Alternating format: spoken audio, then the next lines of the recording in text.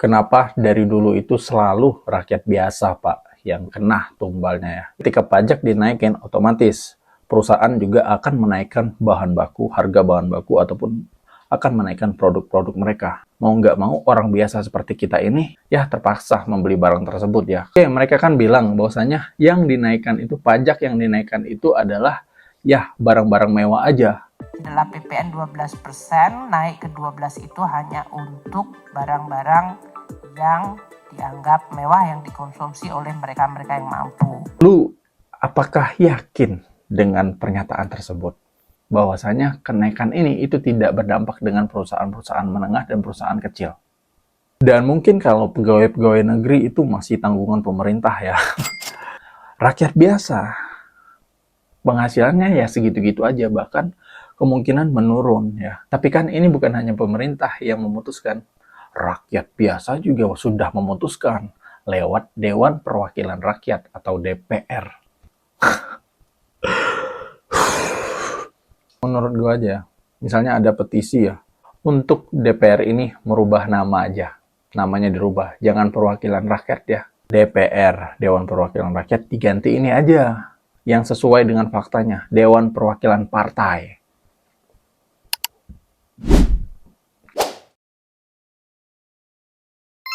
Wede, pajak naik 12% guys. Asik.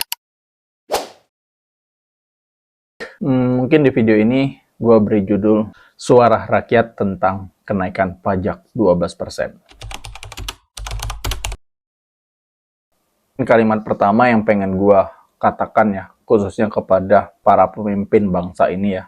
Kenapa dari dulu itu selalu rakyat biasa, Pak, yang kena tumbalnya ya, yang selalu dijadikan tumbal ya, yang ditumbalkan ya.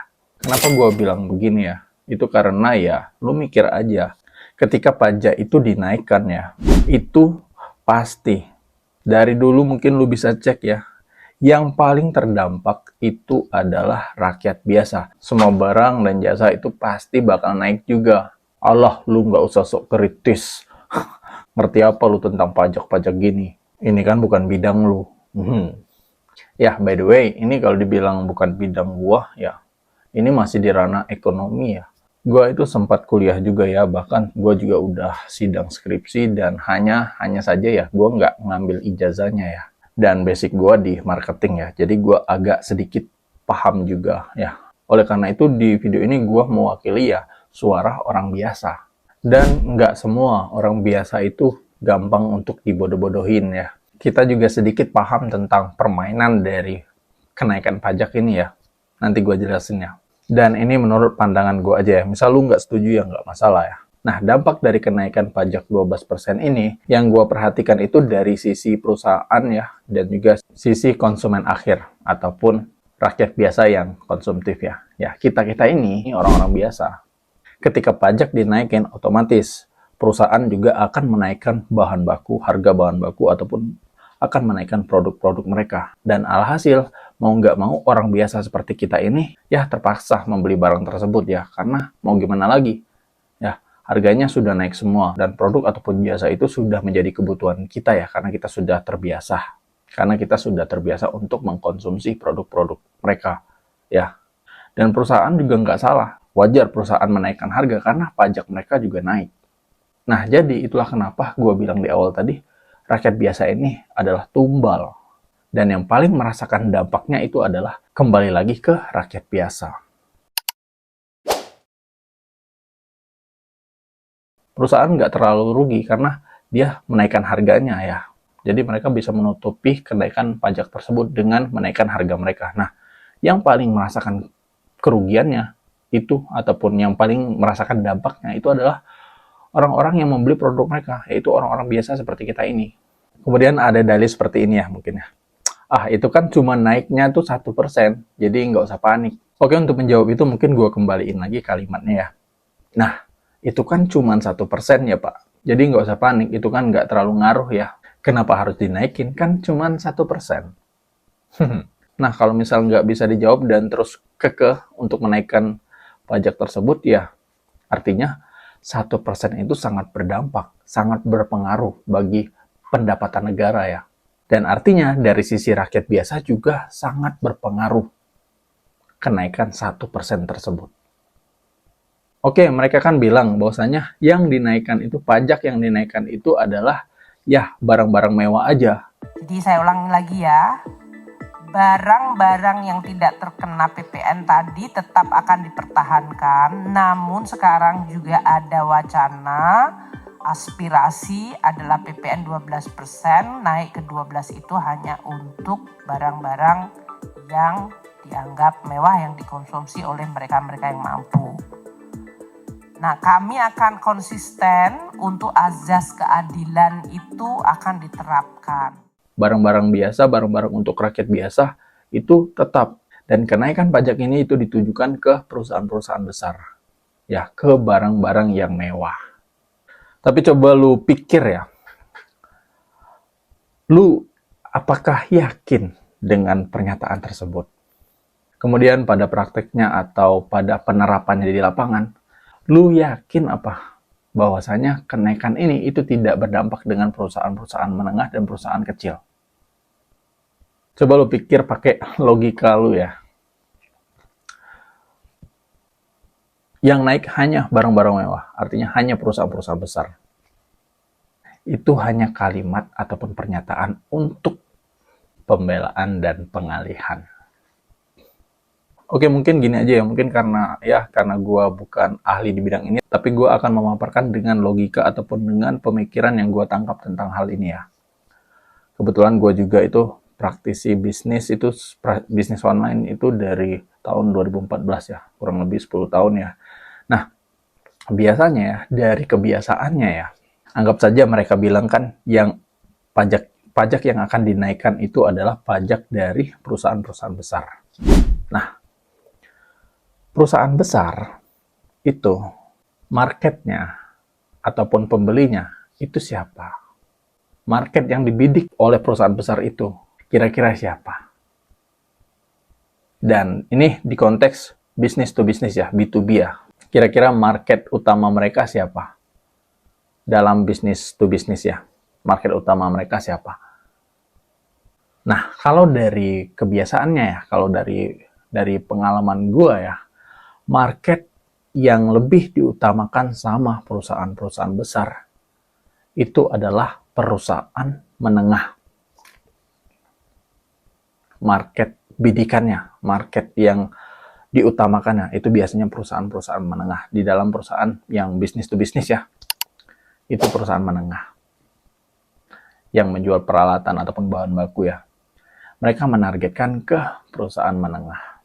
Nah, perusahaan besar kan pajaknya sudah dinaikkan, otomatis harga dari peralatan atau bahan bakunya itu juga pasti dipastikan naik. Nah, dampaknya itu ke perusahaan menengah dan mereka terpaksa membeli peralatan ataupun bahan baku ke perusahaan besar tersebut dengan harga yang tinggi. Nah, karena perusahaan menengah ini itu mendapati harga bahan baku ini tinggi, otomatis perusahaan menengah itu akan menaikkan juga harganya. Ya, itu pasti. Karena bahan bakunya naik, otomatis harga jual mereka juga pasti akan naik. Nah, kemudian perusahaan menengah ini market yang dibidiknya dalam konteks bisnis to bisnis, market yang dibidiknya itu adalah perusahaan kecil, usaha-usaha kecil.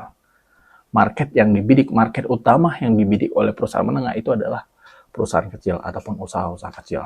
Nah, perusahaan kecil otomatis membeli harga peralatan ataupun harga bahan baku itu dengan harga yang tinggi juga. Karena perusahaan menengah itu pasti menaikkan harganya. Dan perusahaan kecil itu otomatis membeli dengan harga yang tinggi juga. Terpaksa membeli dengan harga yang tinggi. Nah, perusahaan kecil ya, sudah sampai perusahaan kecil ya. Nah, perusahaan kecil ini siapa? Market yang dibidiknya. Ya, kita, rakyat biasa. Ya, kita ini bidikan dari perusahaan-perusahaan kecil. Nah, perusahaan kecil otomatis akan menjual barang tersebut atau produk tersebut atau jasa tersebut itu dengan harga yang tinggi juga. Karena dia mendapati bahan baku ataupun peralatan itu dengan harga yang tinggi. Otomatis harga jual mereka naikkan. Nah, rakyat biasa Karena sudah kebiasaan dan barang tersebut ataupun jasa tersebut itu sudah menjadi sebuah kebiasaan ataupun sudah menjadi sebuah kebutuhan, atau bisa kita katakan itu tuh barang kebutuhan yang wajib mereka beli setiap hari ya. Itu mau nggak mau ya terpaksa membeli barang tersebut atau jasa tersebut dengan harga yang naik, dengan harga yang tinggi. Terpaksa, karena itu sudah menjadi kebutuhan mereka. Mau nggak mau, kita orang biasa ini ya ikut-ikut aja. Harga naik ya terpaksa kita beli dengan harga tinggi. Dan rakyat biasa ini sudah penghasilannya segitu-gitu aja, bahkan ada yang dipecat karena perkembangan teknologi. Dan mungkin kalau pegawai-pegawai negeri itu masih tanggungan pemerintah ya. Ya, bisa jadi pemerintah menaikkan gaji mereka ya akibat dampak ini. Nah, rakyat biasa penghasilannya ya segitu-gitu aja, bahkan kemungkinan menurun ya. Nah, harga mahal. Nah, otomatis kacau ini. Di ranah rakyat biasa ini akan kacau nanti. Akan banyak yang menghalalkan segala cara demi mendapatkan penghasilan. Karena harga-harga sudah naik, akan banyak kejadian-kejadian yang membrutal mungkin nantinya. Itu dampak yang mungkin bisa terjadi ya. Nah, ini hanya sekedar menurut gue aja, hanya sekedar pandangan gue aja. Ini dampaknya sangat terasa di rakyat kecil, rakyat biasa seperti kita. Perusahaan-perusahaan itu nggak terlalu terdampak. Karena apa? Mereka menaikkan harga kok. Ya, mereka menaikkan harga, jadi nggak terlalu terdampak. Yang paling kena dampaknya itu adalah rakyat biasa.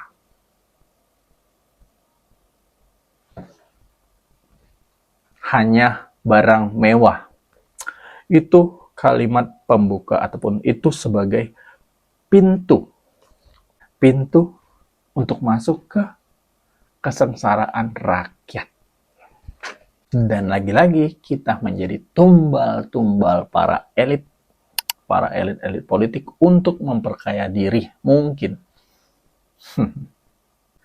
Belum lagi nanti pajaknya dikorupsi. Ya, seperti yang sebelum-sebelumnya ya. Uang rakyat dikorupsi. Ya, itu uang rakyat. Itu uang rakyat ya. Dan pajak-pajak seperti itu ya, itu uang rakyat semua tuh. Dari pajak-pajak kita ini. Nah, kemungkinan besar ini nanti bisa kalau misal ada yang korupsi besar-besaran. Tujuan dari pemerintah itu bisa saja kacau. Sudah menumbalkan rakyatnya dengan menaikkan pajak, ya nggak tahu dikorupsi sama bawahan-bawahannya, sama orang-orang elit yang ada di bagian itu, dikorupsi. Uangnya kemana? Uangnya sudah dihilangkan, sudah dicuci-cuci. Kemudian gimana tuh? Ya pada akhirnya ya orang yang korupsi itu dipenjara, ya ditangkap sebentar. Korupsinya triliunan, penjaranya paling cuma 6 tahun. Duitnya juga sudah dicuci. Jadi kalau dia keluar nanti, ya kaya. Dan penjaranya juga penjaranya enak. Ya, penjara para koruptor itu kan enak-enak. Bisa naruh TV, naruh ini, naruh itu. Kemudian nanti akan ada dalih seperti ini. Tapi kan ini bukan hanya pemerintah yang memutuskan. Rakyat biasa juga sudah memutuskan lewat Dewan Perwakilan Rakyat atau DPR. Kan DPR ini adalah perwakilan rakyat. Kalau DPR sudah memutuskan, artinya rakyat biasa juga sudah memutuskan karena suaranya sudah diwakili sama DPR.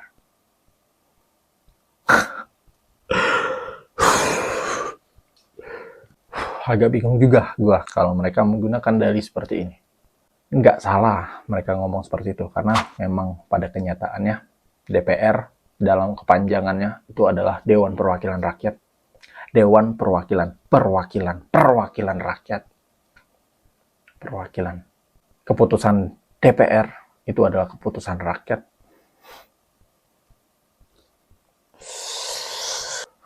Karena kan yang milih juga rakyat.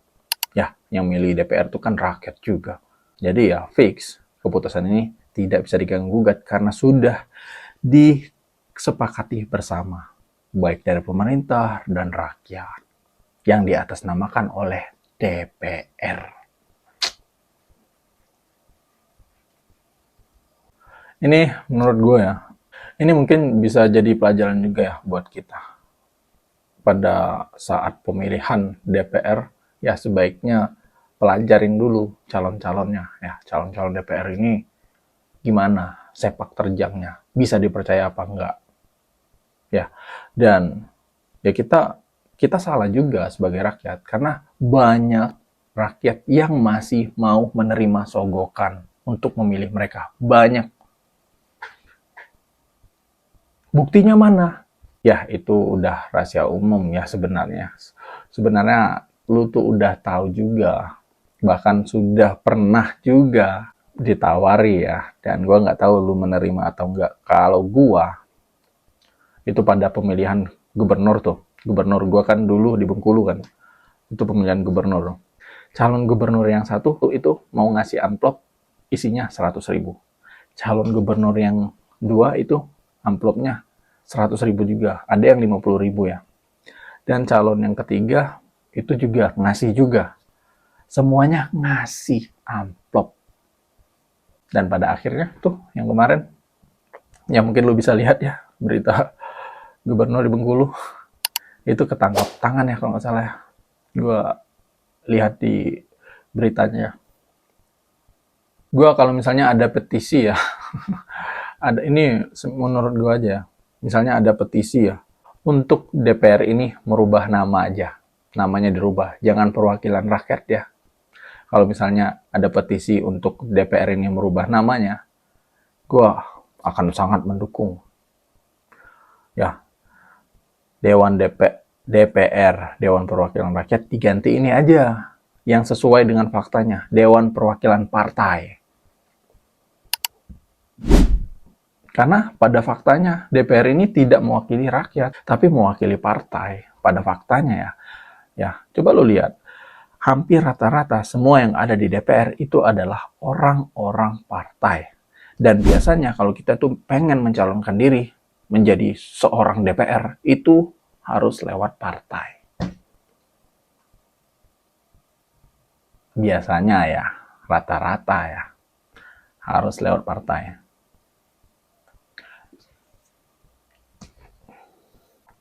Dewan Perwakilan Partai.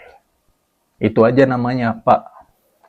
Dan partai ini yang punya siapa? Ya, orang-orang, pemimpin-pemimpin orang-orang elit itu. Oke, gimana menurut kalian? Ini hanya suara gue aja ya, karena rakyat biasa juga berhak bersuara kan? Kalau misal rakyat biasa bersuara akan ditangkap, ya nggak usah pakai kata demokrasi. Nggak cocok. Kalau misalnya orang biasa seperti kita bersuara dan dikasih hukuman, demokrasi itu nggak usah dipakai. Nggak guna. Jadi gue berhak untuk mengkritisi kan, Pak. Maaf sebelumnya. Dan pada intinya ataupun pada kesimpulannya, yang pengen gue katakan ini adalah kita ini, rakyat biasa ini, itu sudah menjadi tumbal dari keserakahan orang-orang elit. Kita ini itu sudah masuk ke dalam perangkap orang-orang elit di negeri ini. Yang setuju komen. Oke, terima kasih. Semoga suara kita ini ya itu bisa terdengar oleh penguasa kita untuk dipikirkan lagi masalah kenaikan PPN ini. Ya. Oke, wassalamualaikum warahmatullahi wabarakatuh. Bye-bye.